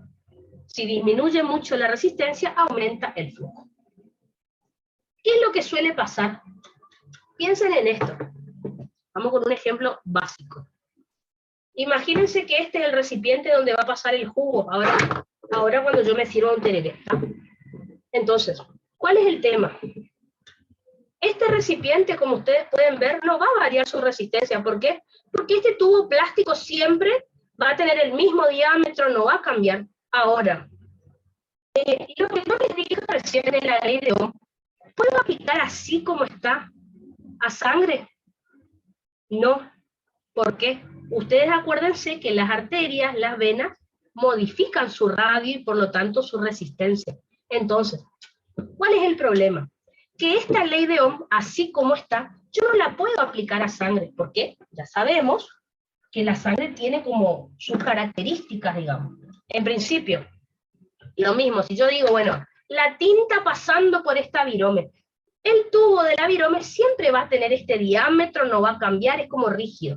El agua en un tubo de ensayo, el tubo de ensayo de vidrio siempre va a tener ese diámetro y esa resistencia. Es como que va a ser constante. Ahora, lo mismo quizás yo no pueda observar en la sangre. ¿Por qué? Porque las arteriolas, las arterias cambian de diámetro, cambian, varían la resistencia. Entonces, ¿qué fue lo que pasó? Darcy se dio cuenta que podía adaptar o convertir estos factores que yo les nombré en la ley de Ohm, adaptarlos a sangre, para hablar de flujo sanguíneo. Entonces es ahí cuando creó la ley de Darcy, que en un ratito les cuento. ¿Tá? Entonces van a ver enseguida que la ley de Darcy es casi lo mismo que la ley de Ohm, pero con términos de cardio, nada más. Es solo eso hizo. Bueno, solo eso. Eso fue lo que hizo Darcy. ¿Tá? Entonces, ahora que hablamos de flujo de cualquier líquido, de cualquier gas, pasando por cualquier recipiente, ahora sí nos tenemos que meter en flujo sanguíneo. Pero como les dije, si ustedes entendieron esto de flujo, la ley de Ohm es la que tenemos que aplicar para aire. En aire, en flujo aéreo, no se aplica ley de Darcy, porque ley de Darcy es solo para sangre. Así que esto para aire les va a venir de 10 para respiratorio. ¿Ah? Ahora, tenemos que hablar de flujo sanguíneo nosotros, o sea, cómo va a circular la sangre. Así que fíjense, en principio, fíjense que la definición de flujo sanguíneo es parecida a la de flujo. Fíjense, hace un ratito les dije que flujo era el volumen de un fluido. Acá tengo que aclarar que es el volumen de sangre. Dice, la definición de fluido, de flujo, perdón, decía que es el volumen de fluido, líquido, gas, que circula por un determinado recipiente cilíndrico en una determinada unidad de tiempo. Acá, claro, ¿de qué fluido estoy hablando? De sangre. ¿De qué recipiente estoy hablando? De vaso sanguíneo. Y tiene que ser por minuto. Fíjense, cambié apenas la definición. Así que el flujo sanguíneo es el volumen de sangre que circula por un determinado vaso sanguíneo por minuto. Se mide en mililitros por minuto o en litros por minuto. No se mide por segundo. ¿Cuál es el valor normal del flujo sanguíneo? El valor normal es de 5.000 mililitros por minuto o 5 litros por minuto. Y fíjense lo que puse acá. Tengan cuidado. Puse que es igual al gasto cardíaco. Me refiero a que es igual en número. No es lo mismo en definición. ¿Ah? Recuerden que el gasto cardíaco es el volumen de sangre que eyecta el ventrículo por minuto. Esa es la definición de gasto cardíaco o volumen minuto. Obvio que por definición no es lo mismo que flujo sanguíneo, pero en número sí. ¿Por qué? Porque lo mismo que bombea el corazón por minuto es lo que va a circular por los vasos sanguíneos por minuto. Recuerden que el aparato cardiovascular es un circuito cerrado, así que todo lo que eyecta el corazón por minuto va a circular por todos los vasos sanguíneos por minuto y va a llegar, retorno venoso, al corazón por minuto. Por eso, gasto cardíaco, flujo sanguíneo y retorno venoso es de 5 litros por minuto, porque no se pierde sangre del cuerpo, fisiológicamente hablando. ¿Ah? Entonces, flujo sanguíneo y gasto cardíaco es lo mismo en número. En definición, no. En factores que lo regulan, no. ¿Ah? Entonces, ¿cuáles van a ser los tipos de flujo sanguíneo que podemos encontrar en el cuerpo? Tenemos dos clasificaciones. La primera clasificación es de acuerdo al comportamiento de las láminas de sangre de este fluido. En ese caso, de acuerdo a cómo se comportan las láminas o las tapas de sangre, vamos a tener flujo sanguíneo laminar y flujo sanguíneo turbulento. Tenemos también una segunda clasificación, que es de acuerdo a la variación de la velocidad de ese flujo sanguíneo. En ese caso vamos a tener que hablar de flujo sanguíneo pulsátil, que la palabra pulso arterial viene de ahí, y flujo sanguíneo continuo. Entonces, ¿qué le van a tener que explicar ustedes al profe? Le van a tener que explicar qué es cada flujo y en qué parte del aparato cardiovascular lo van a encontrar. Eso es lo que le tienen que explicar, ¿no? Es como lo más importante. Así que empecemos por el principio. Vamos con la primera clasificación, que es de acuerdo al comportamiento de las capas o de las láminas de líquido.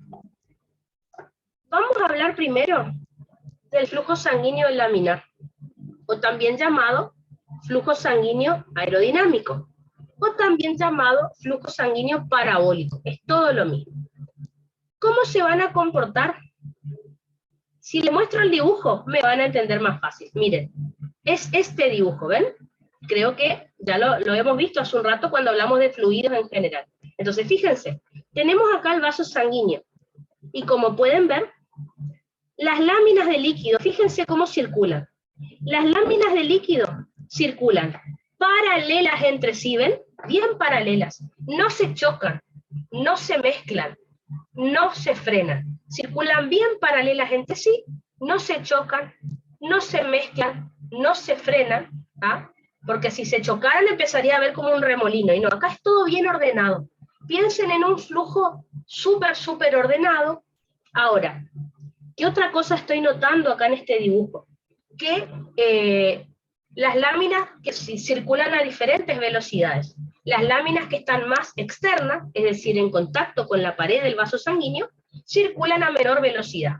¿Por qué? Sabemos que es porque hay más roce o fricción o cizallamiento contra la pared del vaso sanguíneo. Si se fijan, las láminas que están más en el centro circulan a mayor velocidad.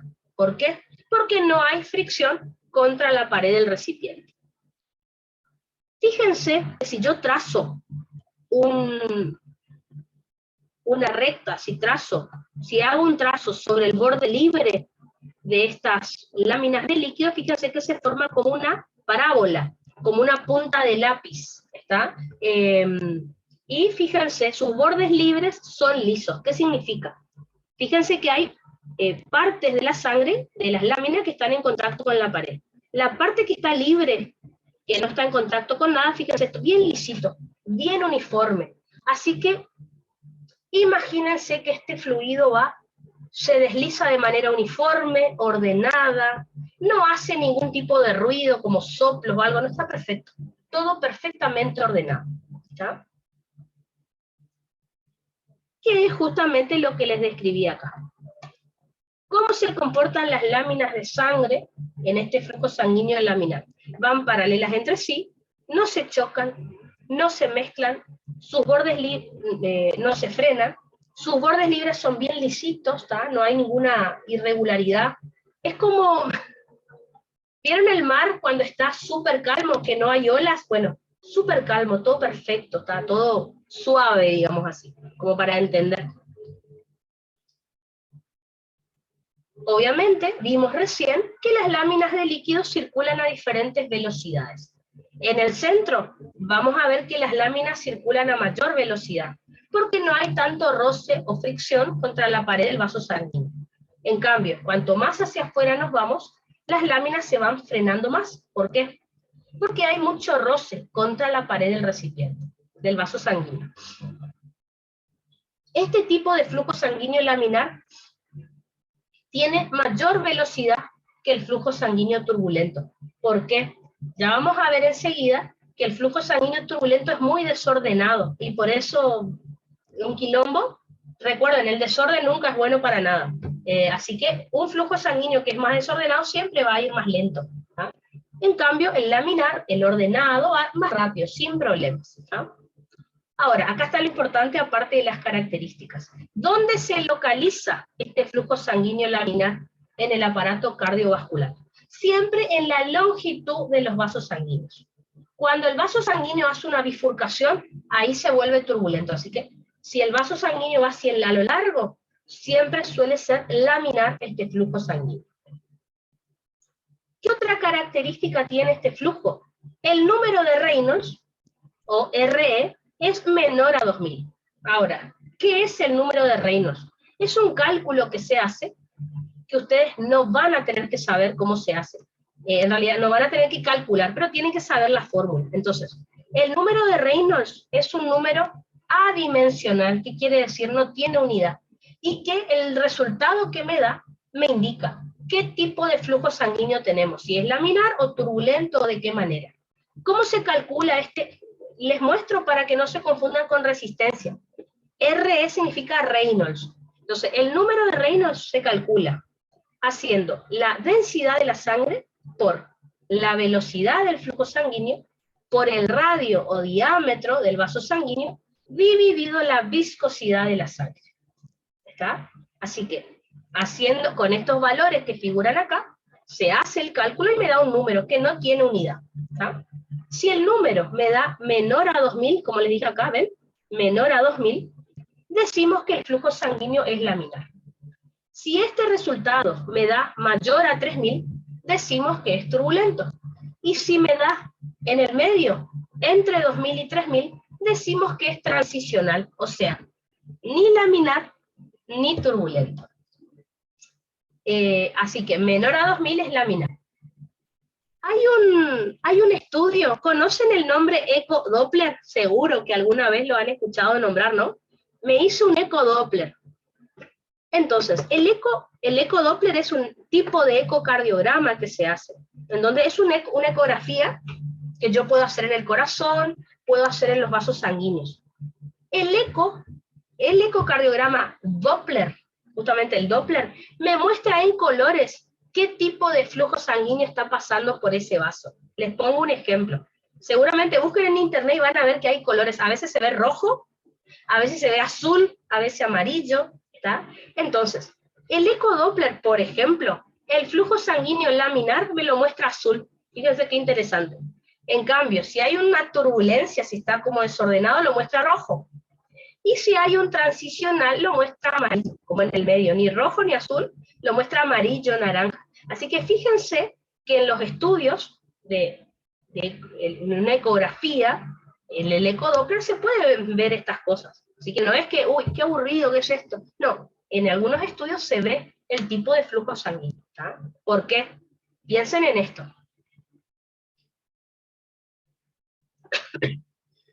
Ya lo vamos a estudiar enseguida. Se supone que en la longitud de un vaso el flujo sanguíneo tiene que ser ordenado, es decir, laminar con un número de Reynolds menor a 2000. Si le hago un ecodoppler a este vaso sanguíneo, el color es azul, que me muestra el Doppler. Ahora, si acá hubiera algo que me estuviera obstruyendo, se va a formar un remolino, una turbulencia, que me va a convertir este flujo en otro. Y que eso es patológico. Entonces, por eso lo tienen que saber. ¿Está? Así que, por otro lado, tenemos el flujo sanguíneo turbulento. Es todo lo opuesto al laminar. Esto es un desorden total, si lo piensan así. ¿Cómo se van a comportar las láminas de sangre en el flujo sanguíneo turbulento? No van en la misma dirección, van en diferentes direcciones. Por lo tanto, se chocan, se mezclan, se frenan entre ellas y además se frenan con la pared del recipiente. Sus bordes libres son irregulares. Tiene menos velocidad que el flujo sanguíneo laminar. ¿Por qué? Porque hay demasiada fricción, demasiado roce entre las láminas de sangre y con la pared del vaso sanguíneo. ¿Ah? ¿Dónde se localiza este tipo de flujo sanguíneo? Se localiza en las cámaras cardíacas. Por ejemplo, ¿vieron cuando se abre la válvula mitral? Que la sangre por gradiente pasa de aurícula a ventrículo izquierdo. Bueno, cuando la sangre pasa a ventrículo y choca contra el ventrículo, es remolino. Por ejemplo, cuando el ventrículo izquierdo eyecta la sangre hacia la aorta, la sangre choca contra la aorta y la distiende y de paso, remolino. ¿Está? Así que, en esos lugares, entonces las cámaras cardíacas, en el callado de la aorta, sobre todo al final de la sístole, que es cuando se termina de eyectar la sangre, y en la bifurcación de vasos sanguíneos, que es lo que les dibujé acá. ¿Ven? Entonces, quiero que piensen en lo siguiente, miren este dibujito. Teníamos el largo del vaso, ¿no? Miren cómo venía todo ordenado, perfecto, el flujo sanguíneo, miren acá, está ordenadito, perfecto, paralelo, todo feliz, todo ordenado, todo perfecto. ¿Qué pasó? Se chocó acá contra la bifurcación. Entonces, al chocar contra la bifurcación de los vasos sanguíneos, fíjense cómo se formó este remolino. Miren acá. Lo pueden dibujar si quieren así, ¿ven? Me dibujan flechitas en diferentes direcciones. O Si quieren dibujar de otra manera, me lo pueden dibujar así, ¿ven? Así, como un remolino, ¿ah? Como lo dice acá. Dibújenlo como ustedes quieran, como está acá abajo o como está acá arriba. Lo que me está mostrando es que no es paralelo y ordenado, es un remolino. Imagínense que es cuando el mar, por ejemplo, tiene olas, ¿tá? Tienen mucha fuerza, pero está todo desordenado, ¿tá? Hace un ratito yo les dije que los bordes libres son irregulares. Me refería a esto. El borde, fíjense, no tenía forma de lápiz, forma de punta. Está totalmente irregular, ¿tá? Porque está todo desordenado esto. Fíjense, luego, al entrar, luego de la bifurcación, ven cómo se vuelve a ordenar. Entonces, en la longitud del vaso es laminar, en las bifurcaciones es turbulento, y después se vuelve a laminar otra vez, hasta que encuentre otra bifurcación. Lo mismo, el callado de la aorta es una curva, así que ahí choca la sangre, por eso se vuelve turbulento. ¿Tá?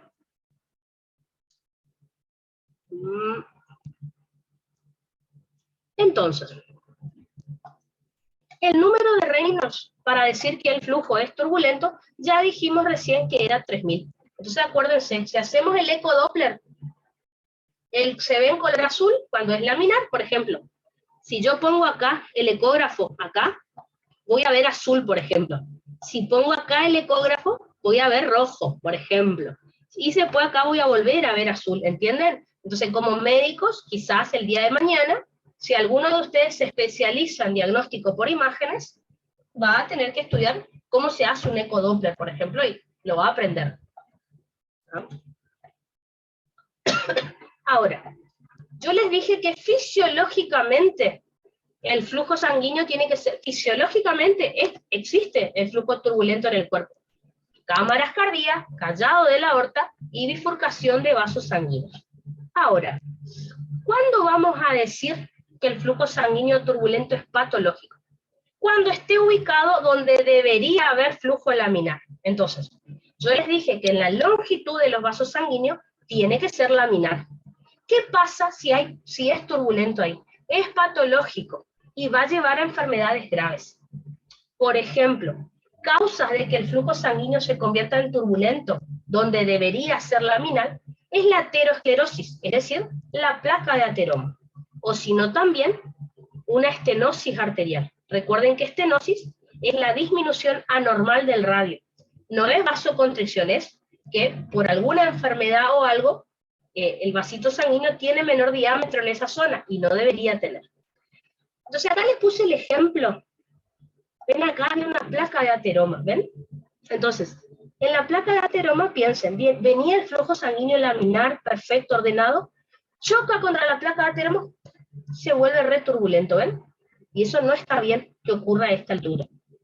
Entonces, fíjense, si un médico me hace un ecocardiograma acá, un eco Doppler, se supone que acá, cuando apoyamos el eco, el transductor del aparato, debería verse el flujo de color azul, ¿no es cierto?, en la pantalla. Y se ve rojo. ¿Qué significa? Que es turbulento. Y ahí el médico se va a preguntar, ¿por qué es turbulento? ¿Qué hay ahí que me está generando flujo turbulento? Paciente obeso con colesterol alto y bueno, tiene que ser una placa de ateroma. Entonces es como, esto se ve en los estudios médicos. Acá hay otro ejemplo, la estenosis, ven acá, no es vasoconstricción, porque la vasoconstricción es fisiológica. Imagínense que yo me lastimo acá, me golpeo, tengo una lesión acá, me corto. Al cicatrizarse el tejido puede ser que me compriman los vasos y a lo mejor me genera esta estenosis. O por ahí puede ser congénito.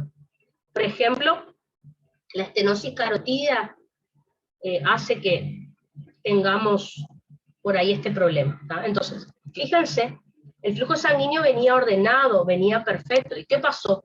Choca contra la estenosis, se desordena. ¿tá? Les pregunto, en el examen físico, ¿podrían llegar a detectar flujo turbulento en algún lado? ¿Qué les parece? Desordenado, ¿de qué manera se podría escuchar? Imagínense este flujo, si está desordenado. El laminar dijimos que era espectacular, ordenado, así que no se escucha nada.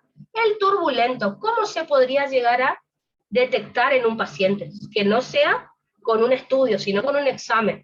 ¿Qué les parece?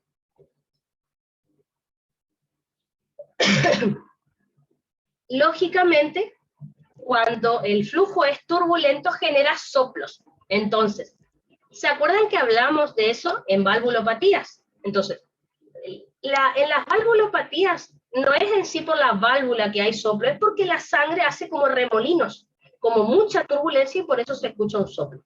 ¿Tá? O por ejemplo, seguramente alguna vez habrán escuchado que la estenosis carotidia, si apoyamos el estetoscopio acá, se escucha un soplo súper fuerte, un soplo carotidio. Claro, no es por una valvulopatía, es porque ahí está, a lo mejor la carótida tiene una placa de ateroma y yo apoyo el estetoscopio y se escucha en la carótida. Y uno dice, uy, ¿qué tiene que ver con valvulopatía? No, no es una valvulopatía. Si yo en la arteria carótida tengo una placa de ateroma, apoyo el estetoscopio y se escucha un soplo. Es por el flujo turbulento, que hace mucho ruido, porque es muy desordenado. ¿Tá? Ahora, la pregunta es, porque seguro me estarán diciendo, ¿por qué carajos tengo que estudiar esto? Es importante saber que el flujo sanguíneo no debería ser turbulento. Miren el problema de que tengamos flujo sanguíneo turbulento donde no debe ser. ¿Tá? Pregunta Thais, en el caso de trombosis TBP es trombosis venosa profunda. En el caso de trombosis venosa profunda, ¿hay flujo turbulento también en los vasos de miembros inferiores?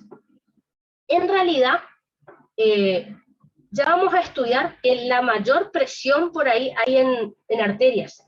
En venas no hay mucha presión, así que en venas la realidad es que no hay mucho flujo turbulento. Ahora, ¿por qué se forma trombosis justamente en las venas de los miembros? Se forma porque la sangre se queda quieta. ¿Se acuerdan?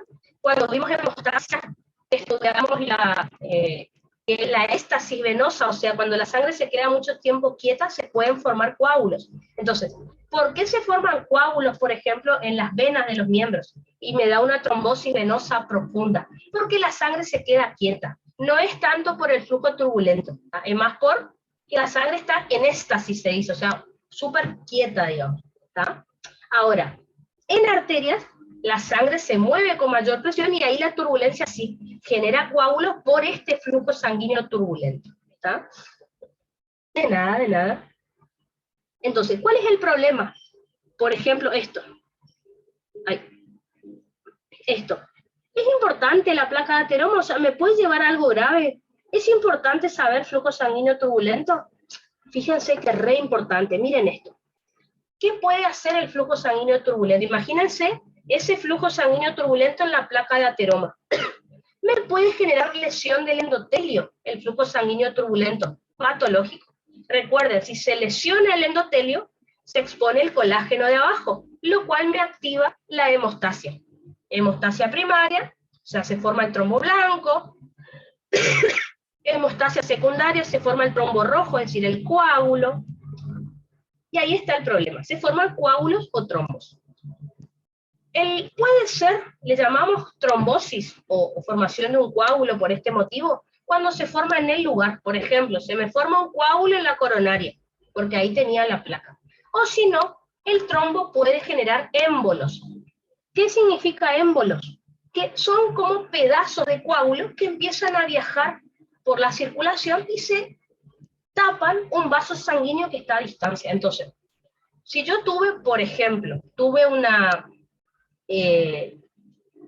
como dijo recién Thais, una trombosis venosa profunda. A lo mejor, trombosis significa que en los miembros, en mi pierna, por ejemplo, se me formó un trombo. Ahora, de ese trombo se desprendió un pedacito, un émbolo, que empieza a viajar por ahí, llega a algún lugar, otro lugar del cuerpo, y me tapa ese vaso sanguíneo, y me genera desastres. Entonces, puede pasar que se forme el coágulo en la zona, ahí le vamos a llamar trombosis, ¿tá? Y me tape ese vaso. O ese trombo desprenda un coagulito más pequeño llamado émbolo, o sea, un fragmento del trombo, ese émbolo empieza a viajar y me tapa arterias importantes, como por ejemplo, si me tapo una arteria coronaria me da un infarto. Les pregunto, ¿qué tipo de infarto me daba? Súbitamente viene un coágulo y me tapa toda la coronaria. ¿Qué tipo de infarto era? ¿Q o no Q? Vuelvo a preguntar lo mismo. Perfecto, supra o infarto Q, exactamente como dice Thais, exactamente. ¿Tá? Puede ser que ese émbolo llegue y me tape ramas de la arteria pulmonar y me produzca un TEP, o sea, un tromboembolismo de pulmón. Esta es la patología que yo tuve. Yo tuve un TEP hace 2 años. O sea, a mí se me formó, no encontraron, pero los médicos sospechan que a mí se me formó un coágulo o en la pierna, o sea, como dijo Thais, una trombosis venosa profunda, pero como no me hicieron el ecodoppler, no encontraron el coágulo, no lo encontraron. Así que sospechan o que se formó en mis piernas o que se formó en mis brazos. De ahí, un pedazo de ese coágulo viajó hasta mi pulmón izquierdo y me tapó arterias coronarias. Me produjo 2 infartos en el pulmón, 2 TEP. Eran chiquititos, era en la parte inferior acá del pulmón, no se veía prácticamente en la angiotomografía que me hicieron, prácticamente ni se veían, por suerte. Hay personas que le tapan una arteria pulmonar entera y se le infarta el pulmón entero, eso es re grave. Yo por suerte lo mío no fue tan grave, digamos. Pero bueno, fíjense qué interesante está, cómo lo que estamos estudiando, hasta yo lo he tenido, por ejemplo. Infarto es re común también. El TEP no es tan común, pero fíjense qué es lo que estamos estudiando. Por ejemplo, puede ser que ese émbolo me tape una arteria cerebral, me da un ACV, accidente cerebrovascular. ¿Qué tipo de ACV me da? Les comento. El ACV se puede dar porque se rompe un vaso y se desangra, o sea, se pierde sangre dentro del cerebro. O puede ser por lo que pasó acá. El trombo, el émbolo, viene y me tapa una arteria cerebral y le deja de llegar sangre al cerebro. Así que el ACV que se produce se llama isquémico. Es como un infarto cerebral. El ACV hemorrágico es otra cosa, es cuando hay una hemorragia en el cerebro. Es como más llamado derrame cerebral que ustedes conocen. Este ACV que se va a producir es isquémico. ¿Está? A ver. Perfecto. Entonces, hasta ahí llegamos por hoy. Fíjense que lo que estudiamos es esta primera clasificación. ¿Está? Así que, ¿qué es lo que vamos a hacer mañana? Vamos a terminar con la flujo pulsátil y continuo. Y ahí les muestro la ley de Darcy, de dónde salió, y ya empezaremos a estudiar arterias, venas y capilares, que creo que es lo último de cardio que ya nos queda, así que estamos ya terminando. Yo calculo que para el sábado empezamos respi, ya que es el último tema de... El respi no es tan largo como cardio igual, es el último tema de segunda era, así que bueno, ¿tá? Así que espero que les haya gustado la clase de hoy, por lo que participaron veo que les gustó, así que re bien. Ya les subí el power de electro, ya les subí en el drive, está en la clase 15, igual ahora les aviso en el grupo, ¿está? En la clase 15 donde comenzamos con electro ya está el power ahí, para que ustedes puedan ir repasando si quieren, ¿está? Así que nos vemos mañana, chaucito.